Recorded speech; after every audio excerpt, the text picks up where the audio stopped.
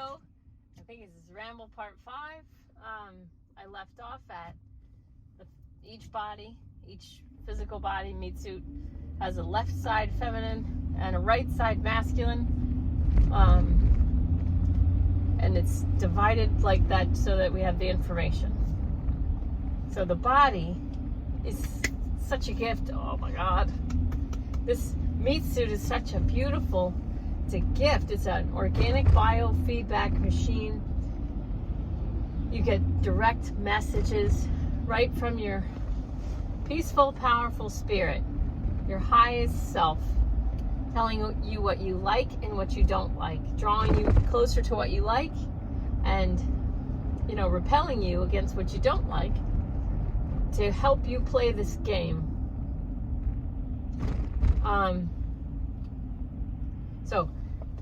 When I read, if someone has an issue on the left, feminine side, it's an issue of not being worthy or deserving. So it's a worthiness issue. And if it's on the right, it's a masculine information about the issue is about not being strong enough. So strength, masculine side. Okay.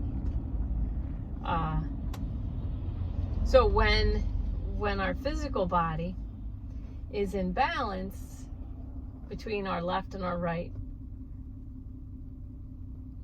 it helps us stay in alignment. So what else I want to say? Okay, so if I think, so it's going to bring me peace, it's going to bring me joy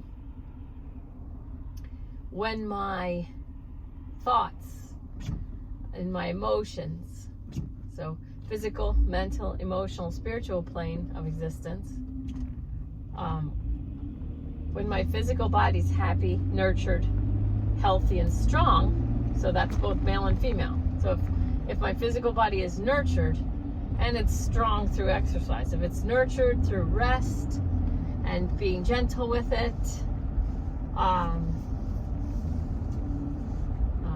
taking care of it, obviously, and then if it's strong through exercise and also rest, these merge, then I'm going to be, my physical plane of existence is going to be closer to optimal level.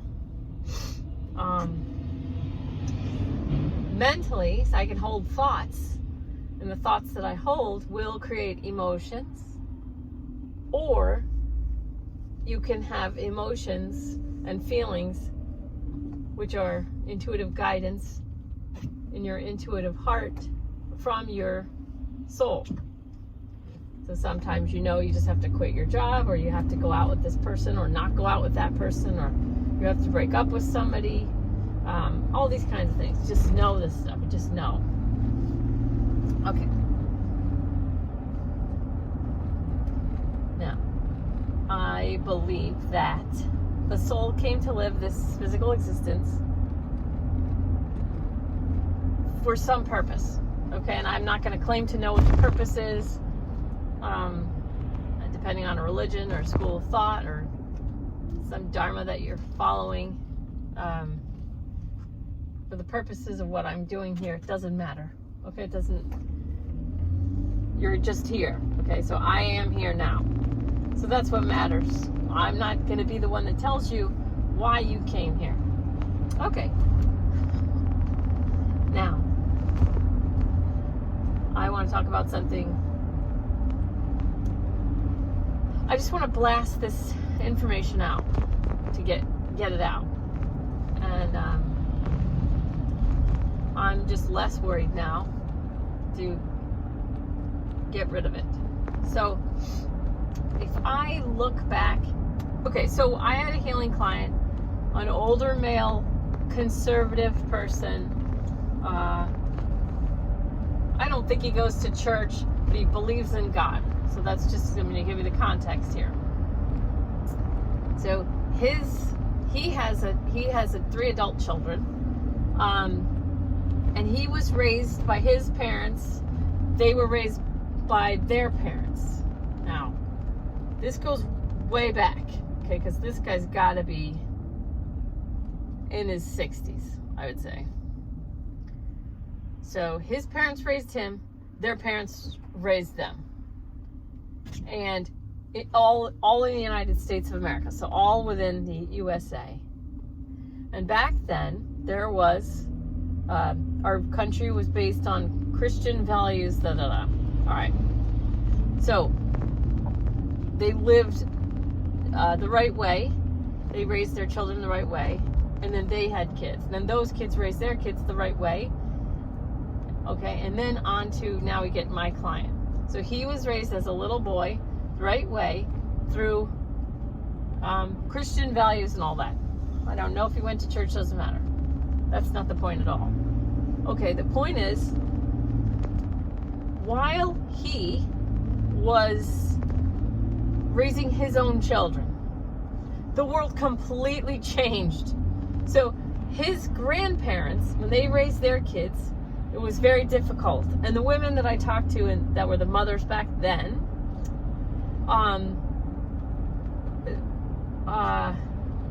let's see, they, most of the time when they come through, they had good relationships with their husbands.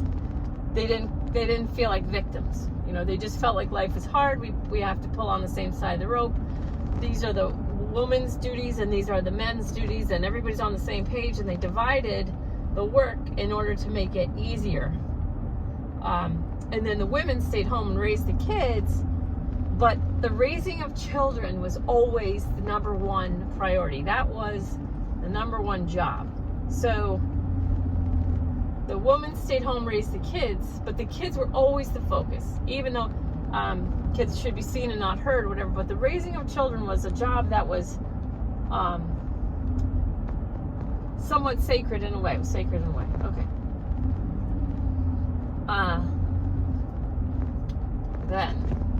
So when my client was a little boy growing up, there was no internet. There was, you know, the only news was the newspaper and radio, and then ultimately, finally, television. But it was very limited. Okay. So there was really no way to communicate with the outside world. You communicated in your local areas, whatever. While he was a father, trying to raise 3 children, the world changed. So, you know, the internet came about. His wife wanted a divorce for whatever reason. He didn't want a divorce. And so that was very difficult for him. I mean, beyond anything. So a lot of these men that were raised back then, doesn't make them bad people. They thought you get married once and you're set for life, and that's it. And you know, it's done, and then you move into your life and you just do the right thing. All right, so that's how these people were raised. Now,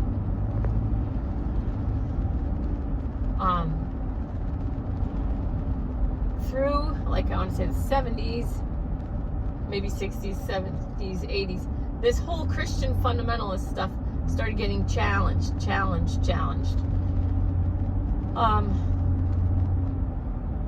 I'm going to share a couple videos. I wanted to share 3 videos, but one was taken down, of course. It keeps getting taken down. And when it gets put back up, I will put that up. But I want to show the complexity of how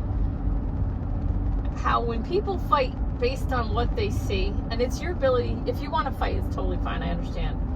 It makes your ego feel really good to fight.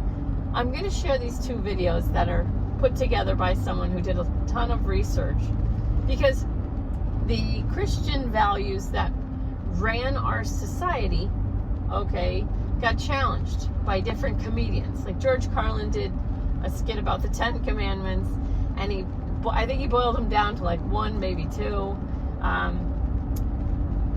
Good sense of humor. And he said stuff like, you know, there's a big club and you ain't in it. And people clap and they laugh, you know, but then they keep on partaking in this. What a lot of the conspiracy theory people and the anarchists and a lot of some libertarian type of people, they say, you know, this is all a scam, and voting, and you're just voting for your slave master. Okay, I bring those people up because they fight both sides. So I understand, I finally get where, and I'm going to do this in the next video because I'm only making these like 25 minutes long. The next video I'm going to go into, I finally understand why someone would look at me and say, if you're not taking a stand here, then you're part of the problem. So I understand that now, and in the next one I do, I'm going to tell you what my stand is, and it's why I created Renegade Yogi. But it's not the stand. I'm not taking a stand in this fight. It's like a three-way fight. So it's a left versus right, and then anarchists. So it's identity politics people plus the anarchists. So it's actually a three-way fight. Okay, fine. So the comedians of then, George Carlin, and there was this guy Bill I mentioned. They made fun of religion. Okay. Now back to my client. Okay. One of his kids was dating a girl who was abused by her father. Now, my client he's a very loving person, but he's also was raised, with Christian values. Work hard, work hard, work hard. Keep your mouth shut, keep your mouth shut, keep your mouth shut. Like along those lines. So there was the old paradigm. And right underneath this client of mine, and you'll probably notice, I always take the sides of my clients because I'm feeling what they're feeling from the inside. And so I know it sounds like I'm on his side, but what I'm teaching him is he's not opposed to anyone or anything. Okay. So the world changed right underneath my client. So the way his grandparents raised his parents and the way his parents raised him, the world has completely changed on this man. Okay. Now, this girl who dated his son, he knows that this girl was abused by her father. Okay, so that's not something that would have come out in the old days. In the old days of the Christian paradigm and the fundamentalist stuff, so that girl, say she was back then, she was abused by her father back then, she would have kept it to herself. She would have kept her mouth shut. She would have tried to go on living normally and pretended that never happened. But now, because of liberals saying this is wrong, let's change this, okay? They wanted to change everything. They see these people suffering, like this girl who was abused by her dad. They see people like that and they say, we can't keep going in this kind of environment. We need people to be able to feel safe speaking and saying what happened to them so that they can get the healing and all that. Okay. So here's my client faced with this situation. He knows this uncomfortable detail about this girl who was dating his son. He's trying to love her, trying to give her her space, but really does not know how to handle any of this. Not because he's a bad person, just because he's not used to ever hearing anything like this, ever hearing that happening to someone who he's face to face with. So he doesn't know how to deal with this person. But he's just doing the best he can to love her the best he can. All right. Now,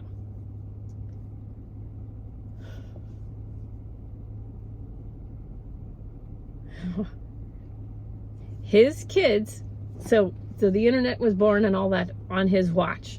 His wife wants a divorce on his watch. And then he's got all these things. And he's trying to help his kids now get settled. So he didn't need help. He didn't need this much help getting settled, but it's a new world. And so way back, the liberals, so George Carlin was a liberal. So a liberal comedian. So a liberal said, look what's going on. Maybe we can make a change, make things better. Okay. So Not everyone has to be a Christian. Okay. So there was this kind of a rebellion against religion and against why is our society based on Christian values? Why do we all have to believe in God, or why do we all have to be, you know, this or that? Based on, okay, so that was changed. Very exciting. You know, Woodstock and all this stuff.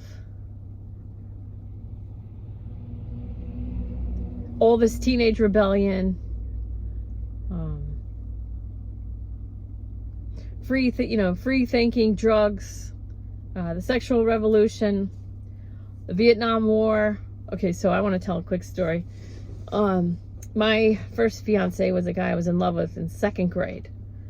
And we moved to Seattle. We got to stay with his uncle. His uncle was in the Vietnam War, and he did a job that only 10% survive. He says 10% survival rate. So we got to stay with this guy, and his apartment was this little place. We slept on the couch, and his apartment was wedged between other apartments. So there was front windows where the door is, and then in the back there was back windows, and every window had a black cloth over it, including the front and the back. So the whole windows, all of them were just covered. You couldn't see in.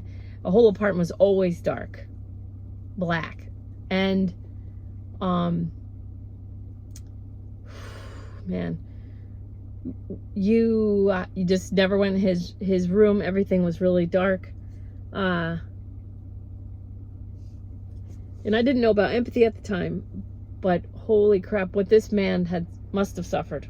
Because everybody he went to school with for whatever job he did in the Vietnam War was dead. They were all dead, every single one. He didn't have anyone. He came and went very quietly. You didn't hear him coming. I never saw him, except when I moved in. I met him, but then I never saw him again. He was in and out. Oh my God. So anyway, I could feel. Well, it's post-traumatic stress disorder is what it was. Okay, we moved out of there. All right. Where do I want to go? So, there's so much happening right now in the world. There's so much happening, like, right beneath what people think is actually happening. I just want to let you know, like, I thought that I could just do these kinds of videos and do these meditations for people. And I don't want to get into the news and tell people what's going on and what I found out or whatever. Because I really think that you can skip all that and you can just work on empowering your own peaceful, powerful soul and live your highest potential vibrational life. And then whatever comes out, won't affect you so much, because there's really no point in figuring all this stuff out.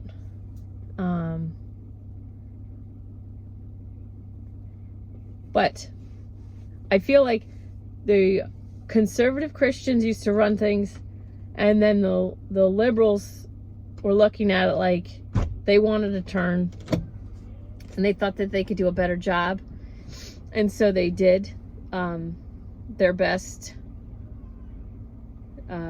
to try and take over hitting it head on, but that they didn't have any success there. So I think that they went in a back door. Hey babes, come on this side. So anyway, we'll see how it goes. Done for today. Love you.